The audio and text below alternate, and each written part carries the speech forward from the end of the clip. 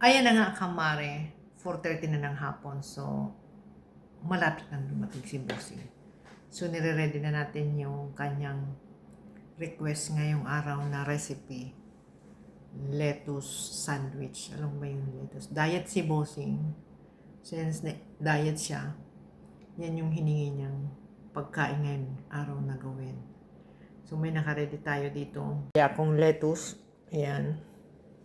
May grilled chicken, tomato, mayo with ano ba yan?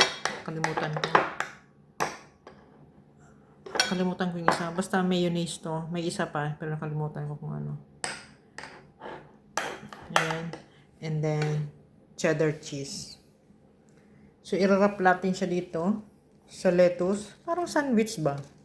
And then, para mahiwa natin siya, babalutin natin siya dito sa baking paper. Gugupitin natin siya mamaya. Mamaya, pakita ko sa'yo pag ready na. Yeah? Was there a Monopoly downstairs? No, it's inside the big salon. Ask Joanne. Where? Ask Joanne. Where's the big salon, John? Where's the Naghahanap siya ng ano.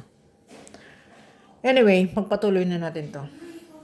Gawin na natin muna. Unahin ko muna yung chicken. Lalagyan ko muna ng konting mayonnaise.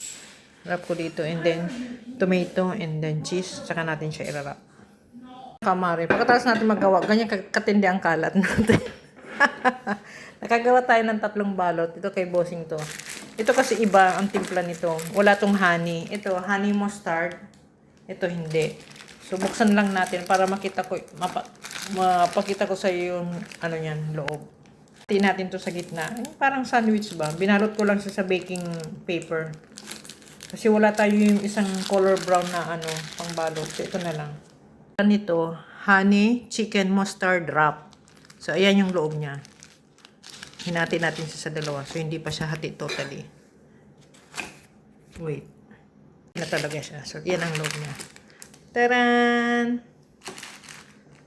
So, yan ang pagkain ni Bossing ngayong araw. Ito kay Joanna to. Kasi ito walang honey. Ito ang honey mustard. Ito wala tong honey.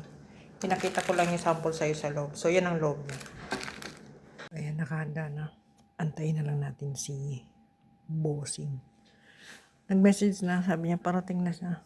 So, antayin natin. May kasama yan na ano, corn soup. Ito, may kasama siyang corn soup. Mamaya, titimplahan na lang natin siya para maging ano. Ayan yung corn soup niya. And then, gusto niya yan, corn soup, mais, na may itlog. Ayan. Painitin lang natin para anytime dumating siya, mainit talaga. And then, may kasama siyang ano, ayan, air fryer na patatas. So, pag dumating siya, tsaka na natin yan ilabas. Pero gusto niya konting ano, medyo brown. So, lutuin natin ng ilang minuto. Ayan, wala na yung kalat natin kanina. Sabog na sabog.